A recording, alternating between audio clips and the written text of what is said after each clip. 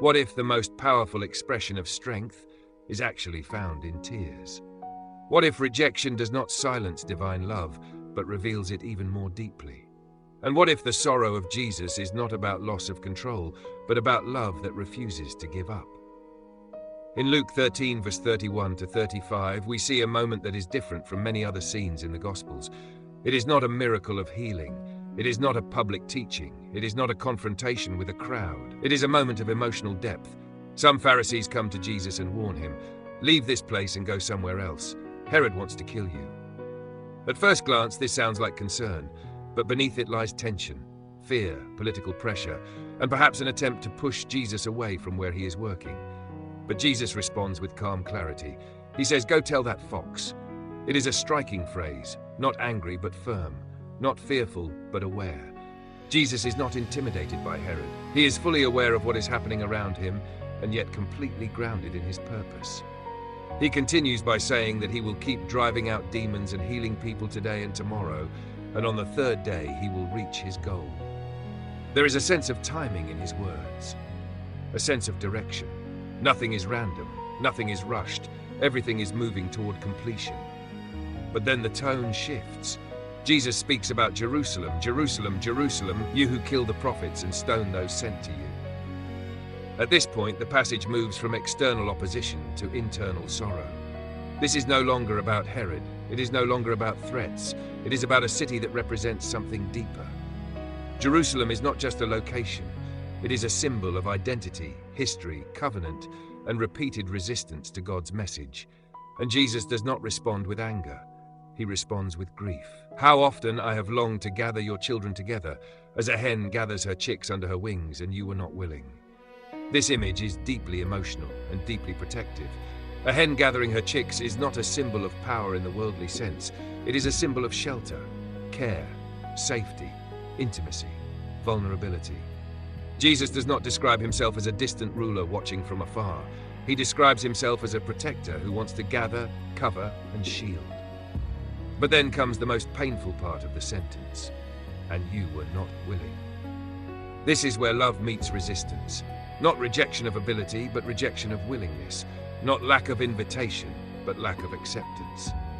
The sorrow of Jesus in this passage is not because he is powerless. It is because his love is not received. There is something deeply human in this moment, even though it is divine. It reveals a truth that runs through the entire story of Scripture. God's desire to gather people to himself is persistent, patient, and deeply relational. But love cannot force response. It can invite, it can call, it can wait, it can reach. But it cannot compel acceptance without destroying the very relationship it seeks to restore. Jesus then says, "Look, your house is left to you desolate." This is not a statement of revenge. It is a statement of consequence. When protection is rejected, vulnerability follows. When gathering is refused, scattering remains. But even here, there is still hope hidden in the words that follow. "I tell you, you will not see me again until you say, 'Blessed is he who comes in the name of the Lord.'" This is not the end of the story, it is a pause. A future moment of recognition still exists. A future turning point is still possible. The sorrow of Jesus is not final despair, it is delayed fulfillment. But for now, the focus is on Jerusalem's unwillingness. And that unwillingness becomes the central tension of the passage. Because it is possible to be close to truth and still resist it. It is possible to hear messages repeatedly and still remain unchanged. It is possible to be part of a spiritual heritage and still miss its fulfillment. Jesus' lament over Jerusalem is not just historical. It reflects a pattern that appears throughout human experience. The tension between invitation and response. God reaches out. But response is not automatic. There is also something deeply moving about the way Jesus expresses his desire. "How often I have longed." This is not a single moment of frustration. It is repeated longing, repeated invitation, repeated patience. The image of gathering like a hen gathering chicks shows consistency. Protection is not occasional. It is instinctive, continuous, natural. And yet the response remains resistance. "You were not willing." This phrase carries weight because it highlights human freedom, not forced acceptance, not mechanical obedience, but real choice. And with real choice comes real responsibility. The sorrow of Jesus is not about failure of plan. It is about the pain of love not embraced. There is also a contrast in this passage between Herod and Jerusalem. Herod represents external threat, political pressure, visible danger, but Jesus does not appear shaken by Herod. Jerusalem represents something more internal. Spiritual resistance, familiar rejection, repeated refusal of truth. And this is where sorrow deepens. External opposition is easier to confront than internal rejection, because external opposition is obvious. Internal resistance is often hidden. Jesus is not moved emotionally by threats from Herod, but he is moved deeply by the condition of Jerusalem. This reveals something important about divine perspective. What disturbs God is not primarily external danger, but relational distance. Not persecution from outside, but refusal from within. The passage also reveals something about timing. Jesus says he will continue his work today and tomorrow. There is a sense of ongoing mission. Nothing is interrupted prematurely. Everything moves according to purpose. But Jerusalem's response is not aligned with that movement. There is a mismatch between divine intention and human willingness. And that mismatch produces sorrow. Not because God is surprised, but because love feels deeply when it is not received. This moment also reflects a broader biblical theme. Repeated invitations can eventually be ignored to the point where consequences become visible. Not because love stops, but because opportunity passes. Yet even in this passage, hope is not completely removed. The final line points forward to a future recognition, a future acknowledgement, a future moment where what was once rejected may be seen differently. This means the story is not closed. It is suspended. And suspension creates space for reflection. What does it mean to reject gathering? What does it mean to resist protection? What does it mean to ignore repeated invitation? These are not abstract questions, they are deeply personal. Because the image of a hen gathering chicks is not about distance, it is about nearness, it is about being under wings. It is about safety offered, not forced. And yet willingness determines whether that shelter is received. You were not willing. That is the center of the sorrow. Not lack of love, not lack of effort, but lack of response.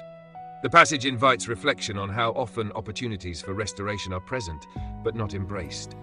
How often truth is heard, but not followed. How often protection is offered, but not entered into. And yet, even in sorrow, Jesus continues forward. He does not stop his mission. He does not abandon his purpose. He does not retreat into silence. He continues toward completion. This reveals something important. Divine sorrow does not equal divine withdrawal. Love continues even when not received, and that continuation is itself a form of hope, because it means the story is still moving, still open, still unfolding. The lament over Jerusalem is both a warning and an invitation, a warning about the cost of resistance, an invitation toward future recognition. And in between those two stands the image of Jesus, not as distant judge, but as longing protector, willing to gather, willing to shelter, willing to restore, but not forcing what must be chosen. That balance between love and freedom is what makes the passage so powerful and so human and so divine. In the end, the sorrow of Jesus is not weakness. It is the expression of love that has reached the point of being deeply felt.